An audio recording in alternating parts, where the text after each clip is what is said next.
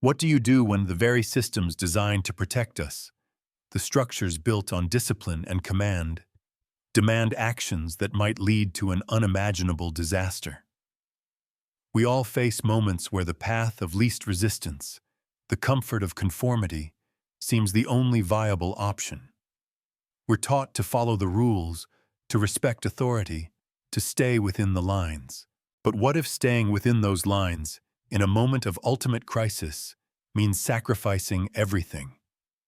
What if the greatest act of loyalty isn't blind obedience, but courageous defiance? Imagine a scenario where the lives of thousands of young men, the very trajectory of a global conflict, hinges on one person's willingness to make an impossible choice: obey an order he believes will lead to catastrophic loss, or defy the highest echelons of power and risk everything he's ever worked for. This isn't just a hypothetical thought experiment. It's a true story from the crucible of World War II, a saga that redefined what it meant to lead, to serve, and to win. Meet Holland, Howling Mad Smith, a name that reverberates with both admiration and controversy throughout the annals of military history. He was a Marine general, an architect of modern amphibious warfare, and a man whose unwavering conviction forged victories out of what others saw as insurmountable odds. But his triumphs came at a cost, challenging the very fabric of military command and sparking debates that echo to this day. This is the story of how one man, driven by a profound dedication to his troops and an unshakable belief in his own hard-won expertise, dared to tell Washington, his superiors, and even the rigid expectations of the military establishment, no. And in doing so, he not only saved countless lives, but helped turn the tide of the Pacific War. This isn't just a war story. It's a profound exploration of leadership, ethics, the power of independent judgment, and the courage required to stand alone when the stakes couldn't be higher. We'll delve into the formative experiences that shaped Smith's unyielding resolve, trace the evolution of a revolutionary tactical doctrine, and dissect the single controversial decision that cemented his legacy. We'll look at the broader implications for command structures in any organization and ask ourselves, when does adherence to rules become a greater danger than breaking them? When is defying authority not just permissible, but a moral imperative? And how do we, in our own lives, discern when to conform and when to challenge? To truly understand Holland Smith, we must first journey back to a world dramatically different from our own. A world where military tradition ran deep, particularly in the American South, where he was born on April 20th, 1882, in Hatchachubby, Alabama. The very air he breathed was steeped in the echoes of past conflicts, an era where honor, duty, and lineage held immense sway. Named Holland McTeer Smith, after a Confederate chaplain, his early life seemed to chart a course far removed from the coral reefs and volcanic sands of the Pacific. Yet, destiny had a different plan. Smith's journey began not in the hallowed halls of military academies, but in the often brutal proving grounds of World War I. Sent to the muddy, corpse-strewn trenches of France, he experienced firsthand the soul-crushing realities of modern combat. The era was defined by the doctrine of massed infantry assaults against entrenched positions, a strategy that consistently resulted in catastrophic casualties for minimal gains. Imagine the scene. Wave after wave of young, eager soldiers, often called doughboys, ordered to charge across open ground, directly into the merciless, tearing fire of German machine guns and artillery. The air would have been thick with the acrid smell of cordite, the screams of the wounded, and the guttural roar of battle. This wasn't warfare. It was slaughter. Smith, then a young Marine officer, wasn't just another observer of this carnage. He was deeply immersed in it, and it burned itself into his very being. He served in critical engagements like the Meuse-Argonne offensive, one of the largest and bloodiest operations of the war for the American Expeditionary Forces. Here, he witnessed strategic blunders and tactical misfires on a scale that few could comprehend. He saw how inadequate reconnaissance led battalions into ambushes, how poor coordination between artillery, infantry, and fledgling air support turned potential advantages into strategic disasters. He watched as the lives of men under his command, men he knew, men he had trained, were squandered in frontal assaults against prepared enemy positions. This wasn't merely a professional observation. It was a visceral, soul-shaking experience that instilled in him an almost pathological aversion to senseless loss of life. It was in these trenches, amidst the chaos and despair, that Smith began to crystallize a radical idea. While others saw only the horror of war, Smith saw lessons. He started to question the fundamental assumptions of military command. Why were commanders so distant from the battlefield? Why was there such a rigid adherence to plans that were clearly failing? Why was there such a disconnect between the different branches of service, each fighting its own war, often oblivious to the needs and capabilities of the others? These weren't idle questions. They were the seeds of a revolution. He vowed with a fierce intensity that if he ever held positions of greater authority, he would never allow his men to be sacrificed in such a fashion again. This wasn't just a strategic insight. It was a deeply personal oath. Upon returning from the Great War, while many officers sought comfort in peacetime postings and traditional careers, Smith embarked on a different path, one defined by an almost singular obsession: the science of amphibious warfare. This was not a glamorous field. It was complex, fraught with logistical nightmares, and historically, a graveyard for military ambitions. The disastrous Gallipoli campaign in World War I, where Allied forces suffered horrendous casualties trying to force a landing against Ottoman defenses, served as a stark, chilling reminder of the perils of amphibious assaults. Most military thinkers considered such operations too risky, too costly, or simply too difficult to execute successfully. But Smith saw not impossibility, but a challenge. He voluntarily stationed himself at Marine Corps Base Quantico, transforming what was then a relatively unassuming training facility into America's first serious, dedicated center for amphibious warfare training. He plunged into a relentless, almost manic study of every failed beach landing in military history, dissecting their mistakes with the precision of a surgeon. He analyzed ancient Greek invasions, Roman expeditions, Napoleon's campaigns, and more recent debacles, meticulously identifying common threads of failure: insufficient reconnaissance, inadequate naval bombardment, poor landing craft, chaotic logistics, and a fundamental lack of coordination between land, sea, and air forces. Throughout the 1920s and 1930s, Smith conducted countless landing exercises, often under austere conditions, which many of his colleagues dismissed as elaborate games or unnecessary diversions from traditional land warfare. But Smith saw them as rehearsals, meticulous preparations for a war he instinctively knew was coming, a war that would likely be fought across vast oceans and contested coastlines. He experimented with different types of landing craft, pushed the boundaries of naval gunfire support, and tirelessly advocated for closer air support for ground troops. He drilled his Marines relentlessly, emphasizing speed, precision, and overwhelming initial violence. His reputation grew among the Marines, who admired his attention to detail, his meticulous planning, and his fierce dedication to their lives.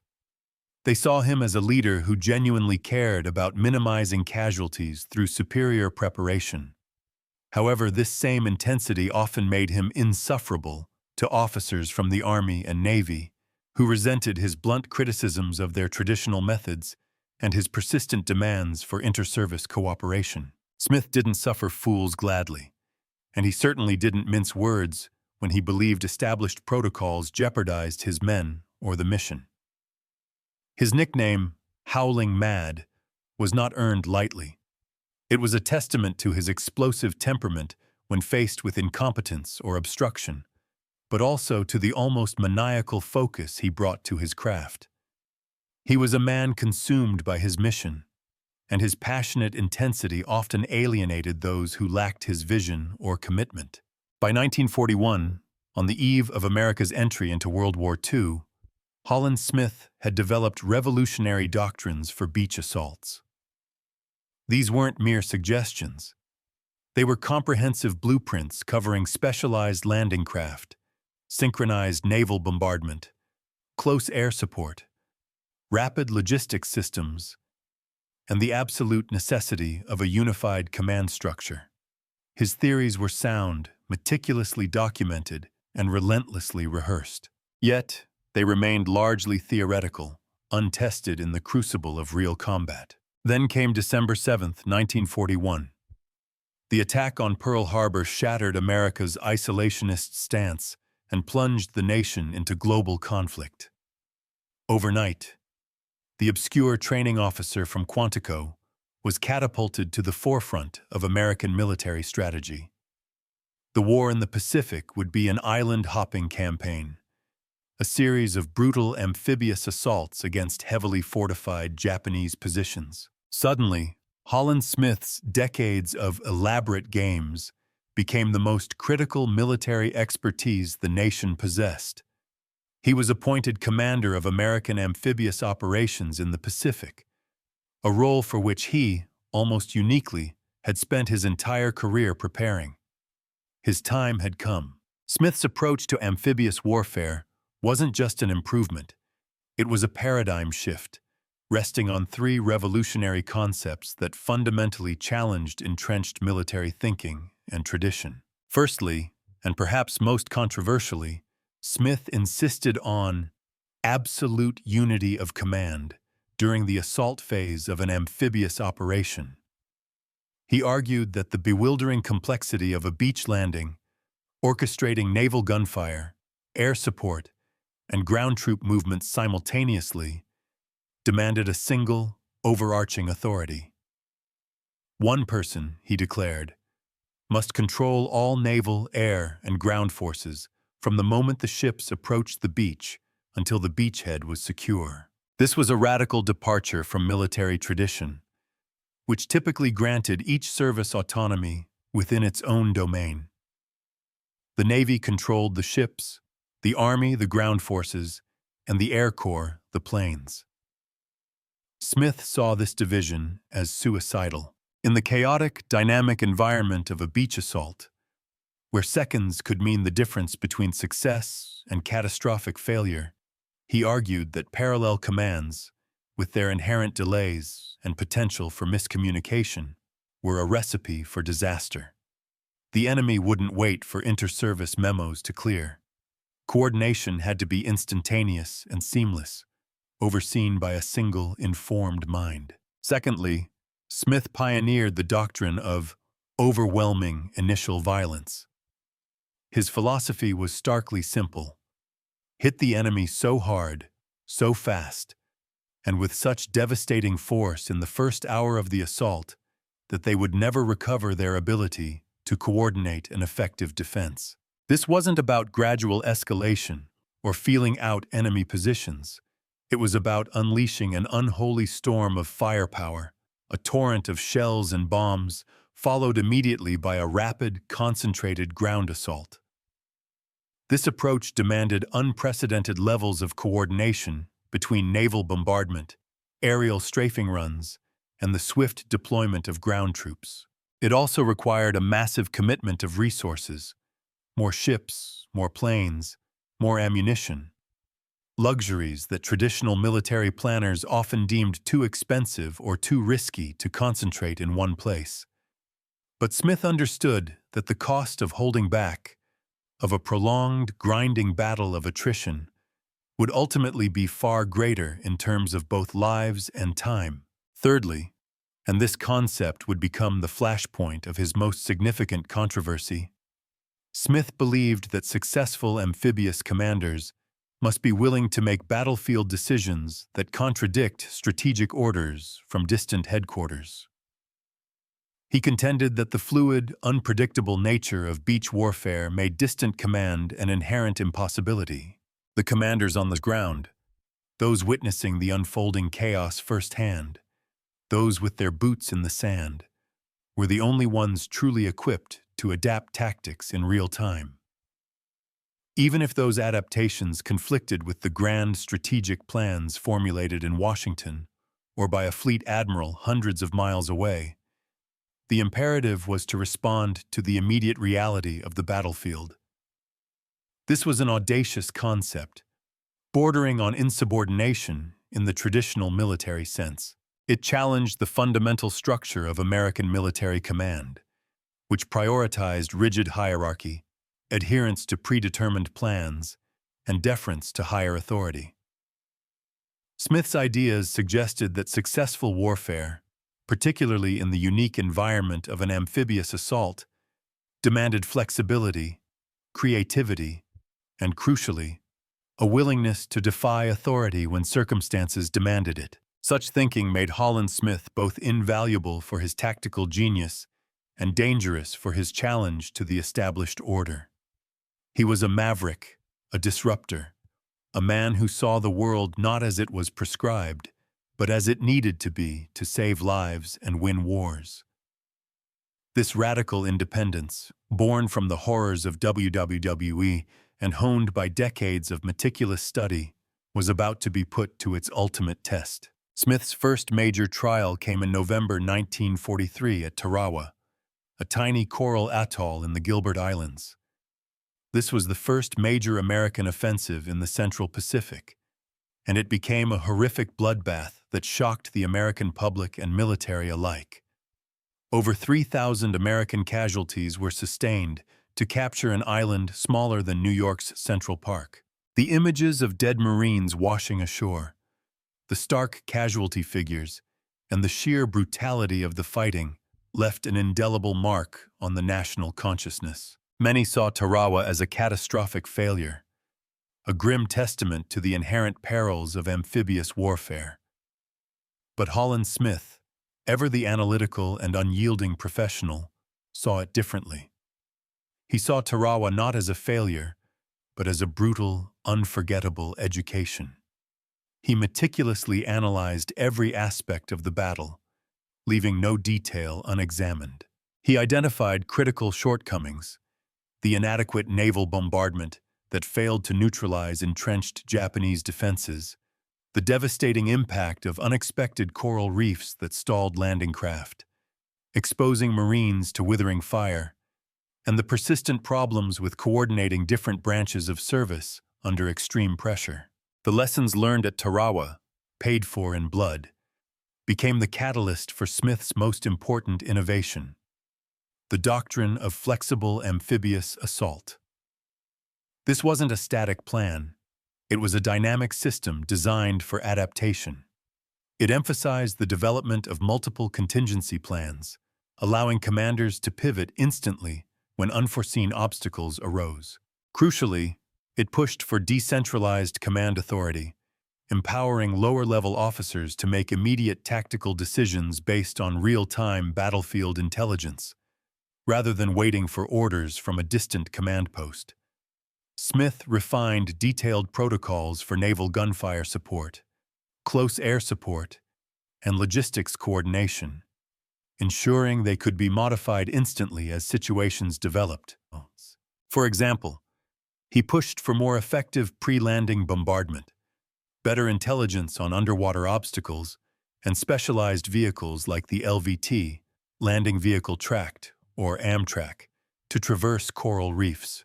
By early 1944, Smith had refined these methods through subsequent campaigns in the Marshall Islands, including the assaults on Kwajalein and Eniwetok. These operations demonstrated a dramatic improvement. Casualties were significantly reduced, and objectives were captured much faster, proving the efficacy of Smith's adaptations. His success began to attract serious attention from the highest levels of military command, leading to his appointment as commander of amphibious operations for Operation Forager, the monumental assault on the Mariana Islands. The Marianas Campaign represented the pinnacle of Smith's career and the ultimate test of his revolutionary approach to warfare.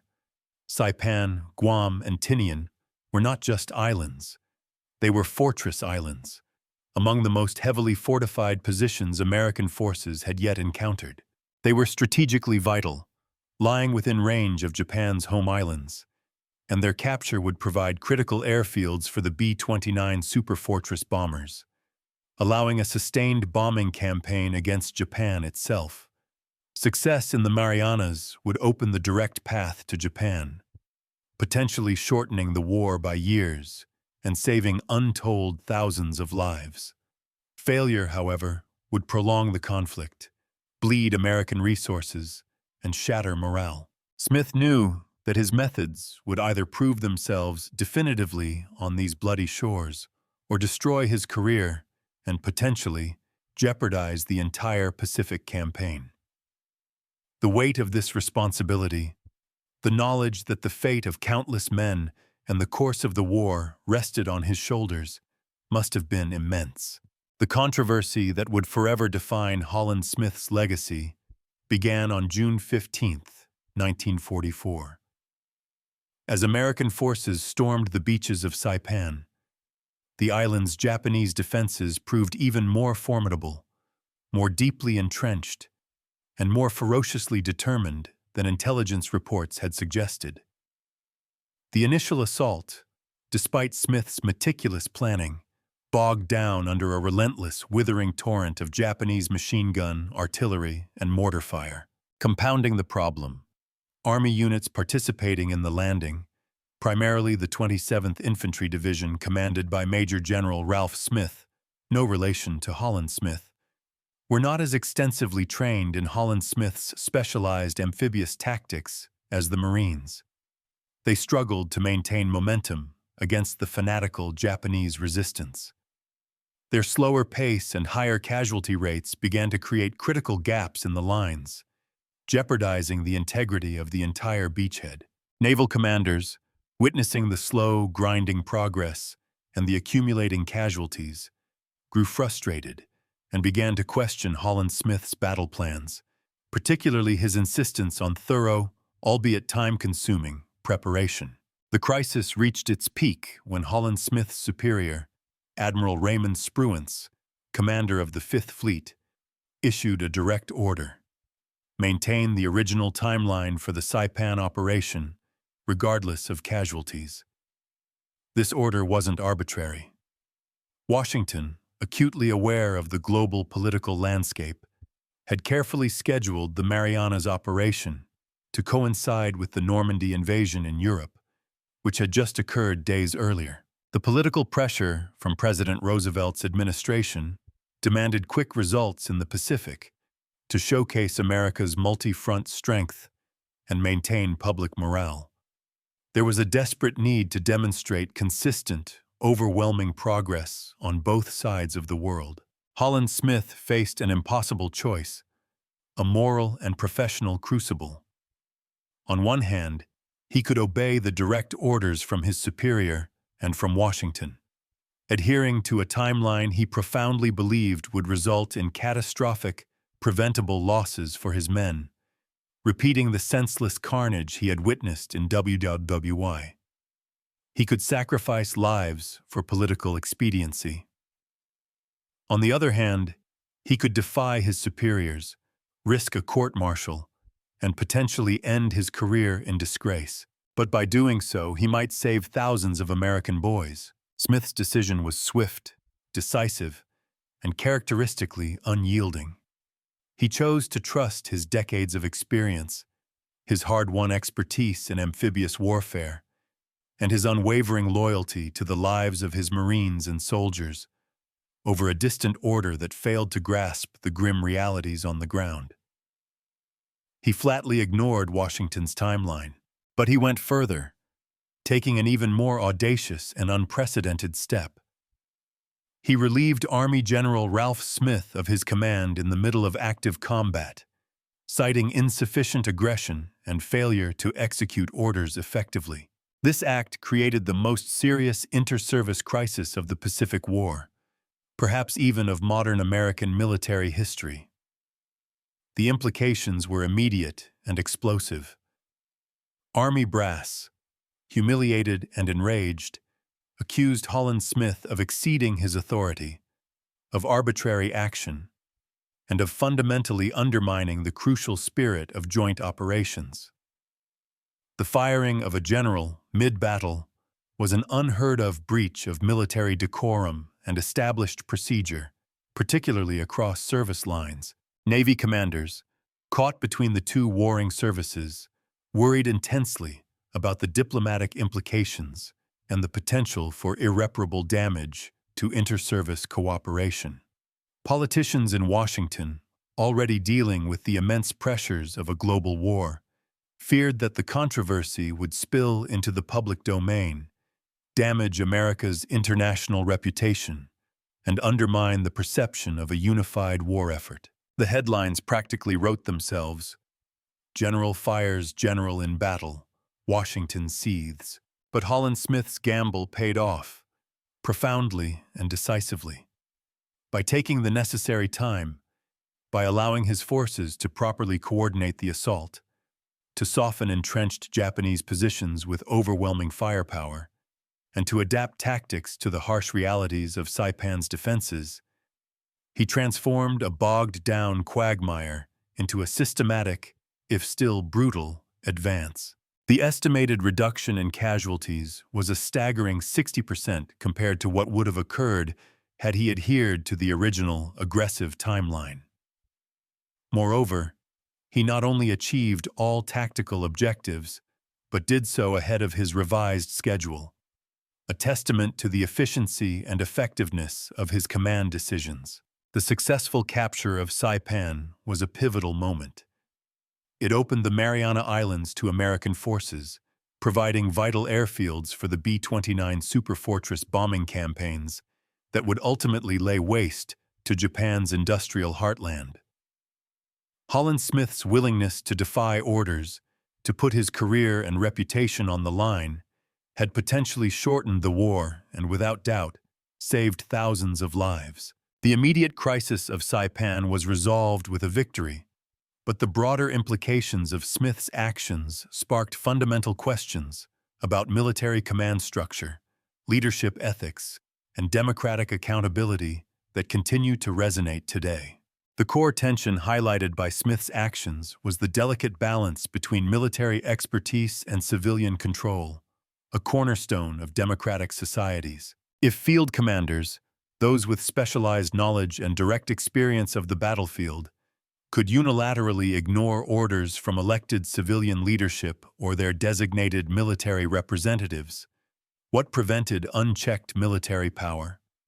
What safeguarded against the potential for military coups or rogue generals acting solely on personal conviction?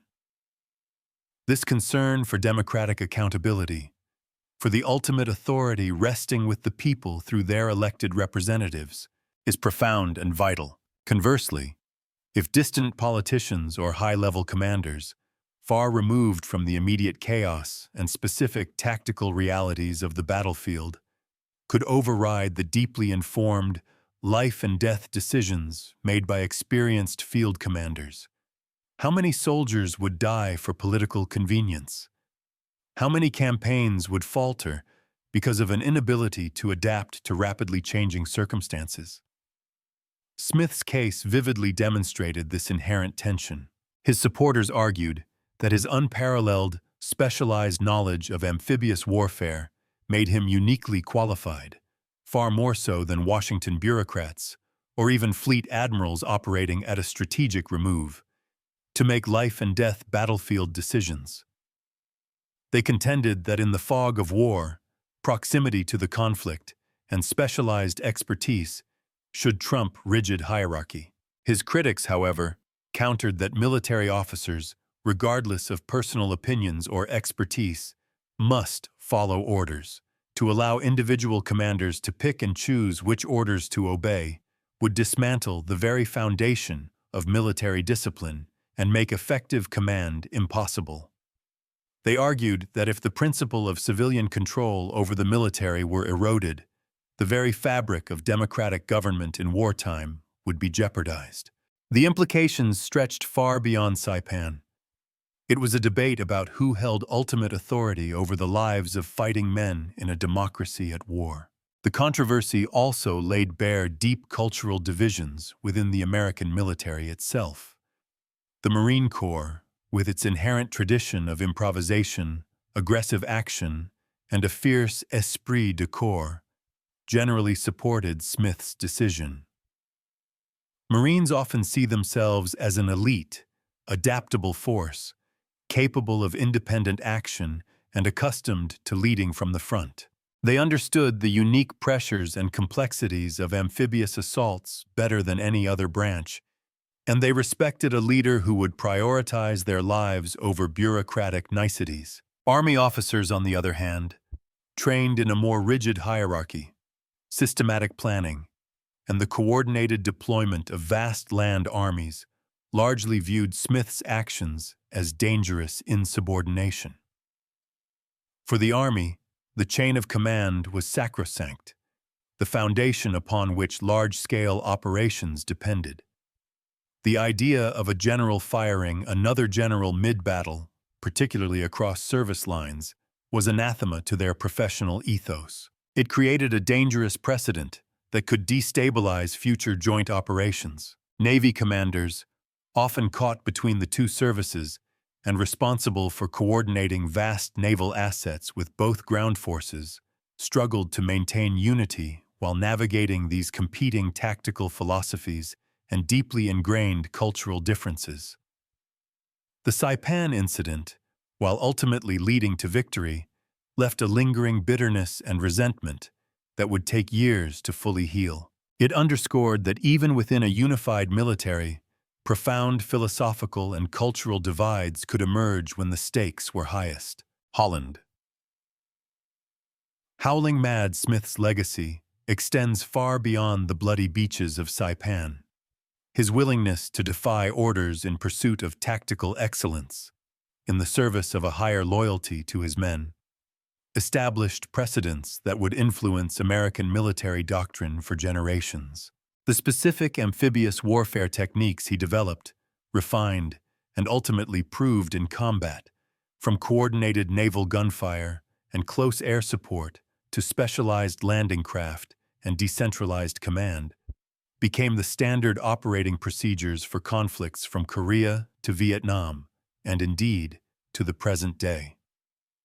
Every modern amphibious assault, every projection of power from sea to shore, bears the imprint of Smith's relentless pursuit of perfection. His emphasis on genuine inter-service cooperation, even if initially met with resistance and controversy, laid the crucial groundwork for the modern concept of joint operations that defines 21st century warfare. Today, it is unthinkable for the Army, Navy, Air Force, and Marines to operate in silos. Integrated command structures are the norm.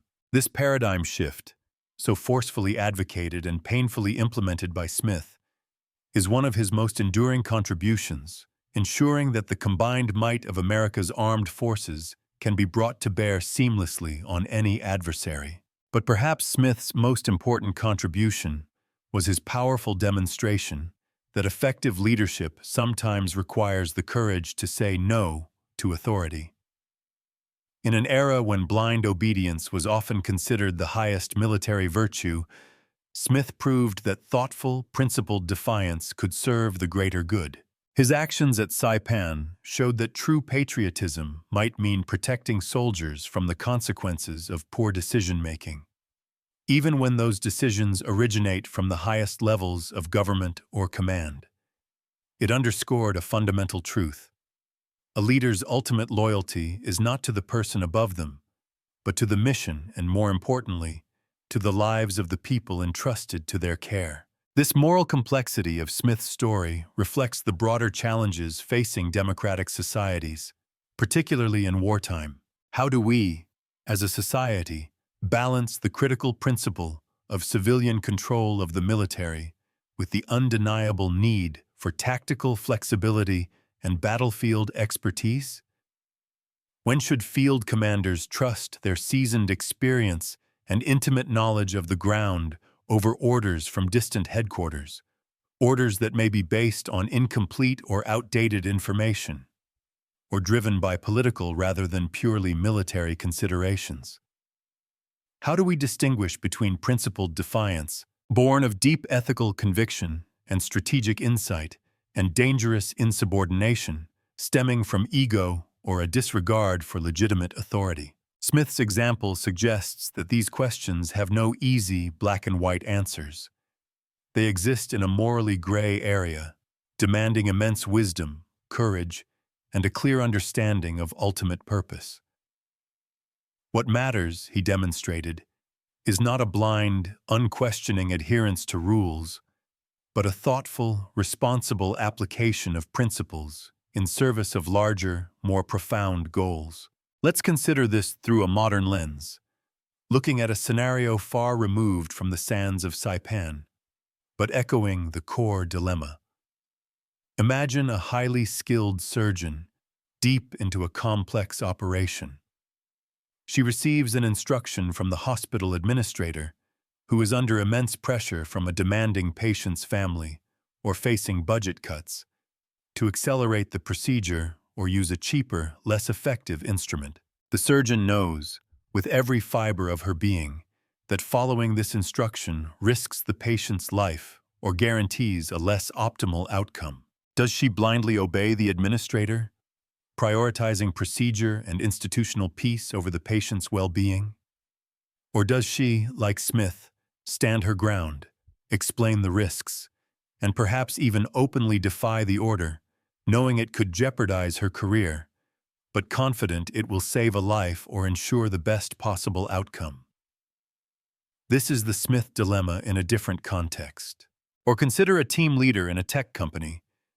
The CEO, pressured by investors, demands a product launch by an impossible deadline, despite the team's data indicating critical bugs remain. The team leader knows launching a faulty product will alienate users, damage the company's reputation, and ultimately lead to a bigger failure. Does he push his team to meet the arbitrary deadline, knowing it's a suicide mission for the product? Or does he challenge the CEO, presenting a case for a delay, even if it means confronting authority and risking his standing? These are the echoes of Smith's choice, scaled down to our daily lives, but no less significant in their own domains. Smith's goal was always singular and unwavering: the preservation of American lives and the achievement of critical military objectives. When those goals conflicted with orders from Washington, when the dictates of procedure clashed with the demands of reality, he chose to serve the men under his command, the mission on the ground, rather than the politicians or distant commanders above him. This was not an act of arrogance. It was an act of profound, agonizing responsibility. Today, as American military forces face complex, asymmetrical challenges around the world, from intricate urban warfare to sophisticated cyber threats, Smith's legacy remains profoundly relevant. Modern conflicts require the same combination of tactical expertise, moral courage, adaptability, and willingness to challenge rigid authority that Smith demonstrated on the beaches of Saipan. The idea of mission command, where junior leaders are given broad objectives and the freedom to achieve them through their own initiative, is a direct descendant of Smith's philosophy of decentralized authority and real-time adaptation. Consider the example of General Stanley McChrystal in Afghanistan. His approach to counterinsurgency relied heavily on empowering junior officers, accelerating intelligence sharing, and fostering a culture of adaptability, a direct embrace of principles Holland Smith championed decades earlier. McChrystal recognized that in a rapidly evolving, decentralized conflict, rigid top-down command structures were a liability. He needed commanders on the ground to be dynamic, to make informed decisions quickly, and sometimes to deviate from predetermined plans when the immediate situation demanded it. This very approach, while sometimes controversial in its execution and implications, mirrored Smith's understanding of the fluidity of modern warfare. Smith's story reminds us that sometimes the greatest service to one's country, to one's organization, or even to one's personal values, requires the courage to disobey orders, to trust one's training and intuition, and to accept the formidable consequences of doing what's right rather than what's commanded. It's about cultivating an inner compass, a moral clarity that cuts through the noise of expectation and protocol. Holland Smith died in 1967, his controversial career largely forgotten by a public that had moved on to new wars and new heroes. But in the Marine Corps, his legacy lives on, etched into the very doctrine of amphibious assault. Every such operation today must be planned with meticulous care, executed with overwhelming force, and adapted with real-time intelligence. Principles forged in Smith's relentless pursuit of perfection and proven in the crucible of Tarawa and Saipan. Most importantly, his example teaches us that true leadership means taking profound responsibility for the lives and well-being entrusted to your command. It means understanding that sometimes that responsibility conflicts with orders from above. It demands the foresight to see a disaster before it unfolds, and the moral fortitude to act, even if that action means risking everything you've built. The beaches of Saipan, now peaceful tourist destinations, offer no visible reminders of the battle that once raged there, no direct monuments to the inter-service struggles or the general who defied orders. But the tactical innovations developed by one stubborn Marine general continue to protect American lives in conflicts around the world. Sometimes the greatest victories are won not by mindlessly following orders, but by having the courage to ignore them when duty demands a higher loyalty, a loyalty to truth, to expertise, and to the lives of those you lead. In the end, Holland, Howling Mad Smith proved that in war, as in life, the most important battles are often fought not against external enemies, but against the internal pressure to conform, to obey, and to avoid the terrible responsibility of independent judgment. His legacy challenges every military leader, every organizational manager, every individual facing a moral crossroad, to ask the hardest question of all.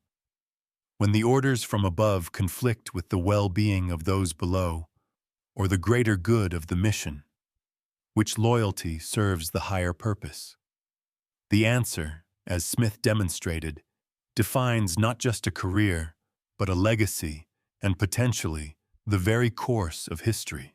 His story is a timeless reminder that true strength often lies not in power or position, but in the unwavering conviction to do what is right, regardless of the cost.